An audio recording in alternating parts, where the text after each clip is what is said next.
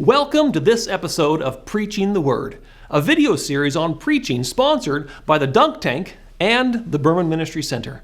My name is Dr. Stephen Reasor, and I'm a preacher and author, and I teach preaching at Berman University in Lacombe, Alberta.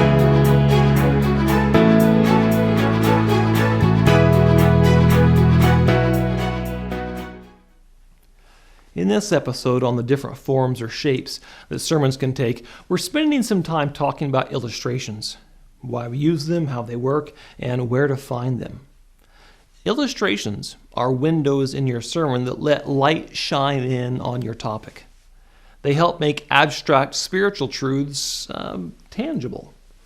One of the notable aspects of Jesus' preaching was his use of illustrations. Jesus explained spiritual and heavenly realities through comparisons to the realities with which his hearers were familiar. No special training or education or level of piety was required for his hearers to understand the explicit details of his illustrations. So our sermon illustrations serve a similar purpose. They let light into the sermon and enlighten the hearer. In order to do this, they have to meet the needs of the congregation and the needs of the sermon. First of all, the hearers have to be able to understand the cultural and historical context of the illustration. If they know nothing about the reference, you'll have to spend time studying the context so that the uninitiated will understand it.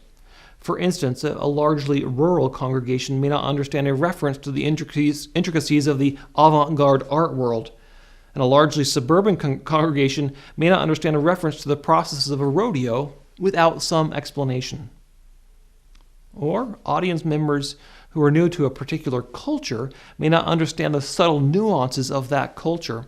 So the illustration needs to relate to the congregation's experience, so it's up to you as the preacher to know your congregation and know what will connect. Number 2, the illustration has to make the exact point of the current sermonic move. If the illustration is open to interpretations that are contrary to the move, then it should be discarded. For instance, if the move claims that dangerous situations should be avoided, do not tell a story where willingly engaging in a dangerous situation yielded a positive and beneficial outcome. The illustration must be directly in line with the movement of the sermon at the point it occurs. Illustrations can be used in 3 different ways. There's analogy, example, and metaphor. An analogy says, this is like that, but in a specific way. We could say, children are like flowers.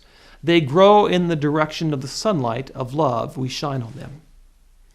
An example says, this is a small piece of the actual thing under discussion. We might say, to show you how harmful sin can be, let's consider the story of Judas. He's an example. And finally, a metaphor says, this represents that other thing. It's a representation.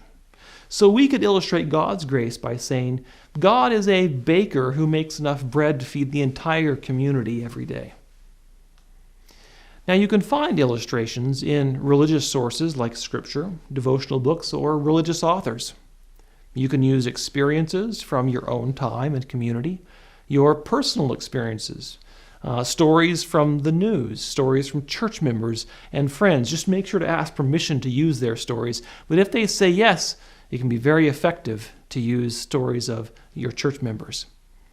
You can illustrate with stories and art from history, including church history, literature, and biographies. As a last resort, you can use quotation and illustration books and websites, but these illustrations are often overused in churches. You can find definitions from encyclopedias and dictionaries that might help illustrate a claim. When you run across an interesting story or a fact, make note of it. In fact, many preachers keep a file or a document that is for illustrations, so that they know where to find them when they need them. Really, the best way to find good illustrations is to read a lot and keep your eyes open for potentially good ideas for sermons. Your assignment for this episode is to identify a part of your sermon that you feel really needs to be illustrated in some way. Write down what job you want the illustration to do, what it should communicate. Then start looking for an illustration that makes the exact point the sermon needs to make, and that your congregation will be able to easily understand. When you've finished your assignment, join me for the next episode of this series on sermon forms, where we will talk about how to tell compelling stories. See you soon.